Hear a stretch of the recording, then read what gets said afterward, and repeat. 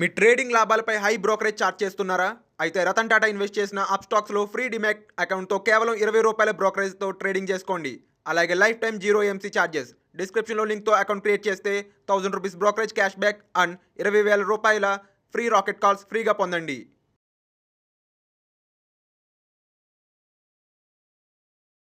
నమస్తే, నేను జీవి సత్యనారాయణ. ఈరోజు 5/7/2022 మంగళవారం. ఈరోజు ఎలా మార్కెట్ క్లోజ్ అయింది చూద్దాం. ఓపెనింగ్ మాత్రం గ్యాప్ అప్ తోటి ఓపెన్ అయిండు, కంటిన్యూ పెరుగుతూ వచ్చిండు.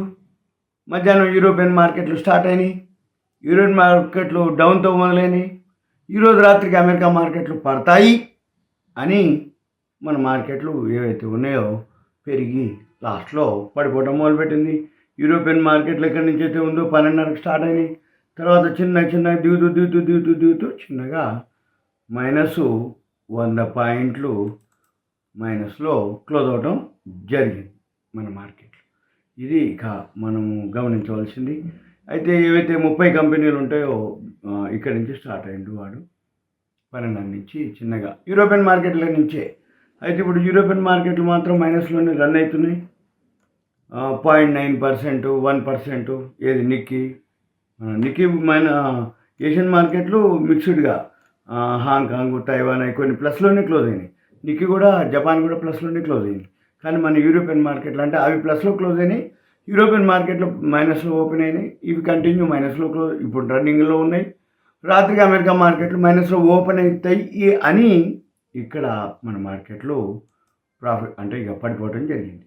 ఇక ఏవైతే 30 కంపెనీలు ఉంటాయో 11 plus 19 minus, 11 plus 19 minus.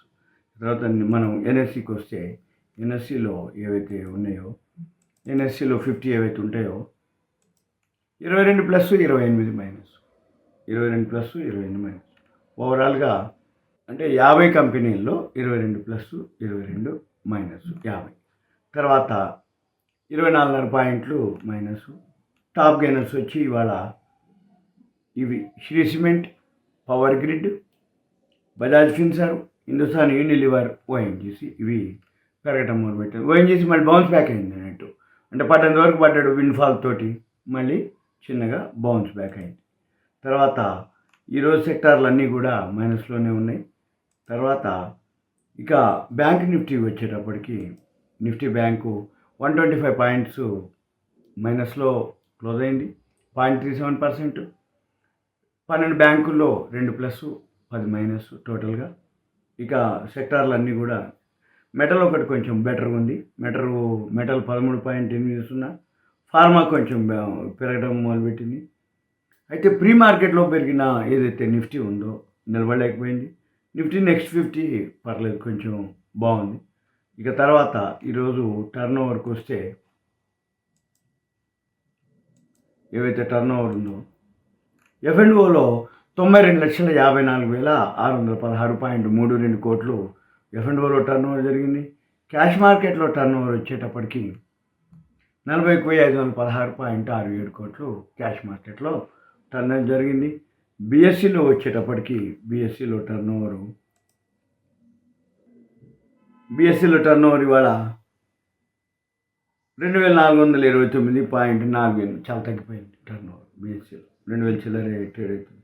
Average 2,373, 2,400 కోట్లే యావరేజ్న జరుగుతుంది. ఇక తర్వాత ఇక్కడ మనం చూసినట్టయితే యూరోప్ మార్కెట్లో ఇప్పుడు 0.86, 0.96, 0.76 మైనస్లోనే రన్ అవుతున్నాయి. ఇది సింపుల్గా మనకి ఈరోజు. ఇక వార్తల్లోకి వస్తే వార్తలు మనం ఏమున్నాయో చూద్దాం.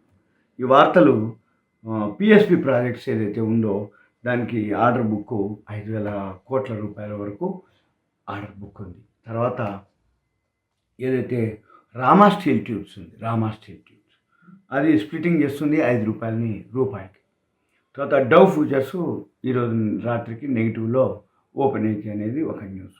తర్వాత satin credit care network limited ఉంది, అది ఫండ్ రైజింగ్ చేస్తుంది 5,000 కోట్లు ప్రైవేట్ ప్లేస్మెంట్ ద్వారా.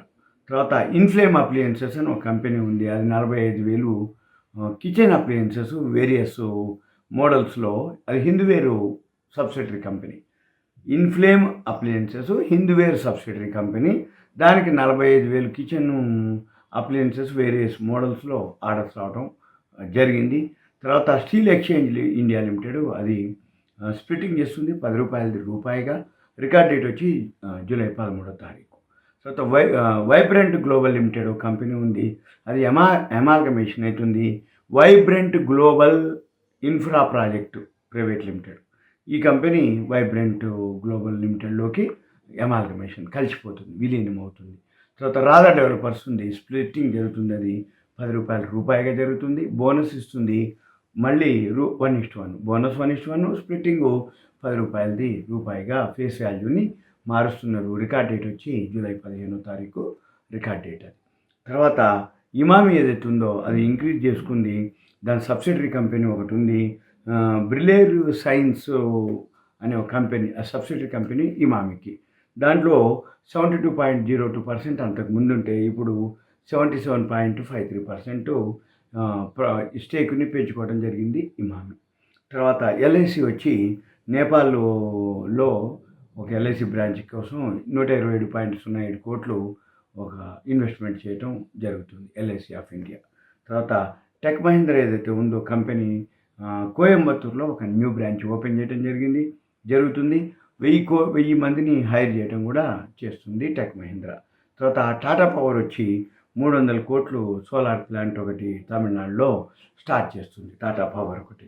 తర్వాత మ్యారికో ఏదైతే ఉందో అది ఆప్కోస్ న్యాచురల్స్ అని ఒక కంపెనీ ఉంది, దాంట్లో 4.14% స్టేక్ని ఇంక్రీజ్ చేసుకోవడం జరిగింది.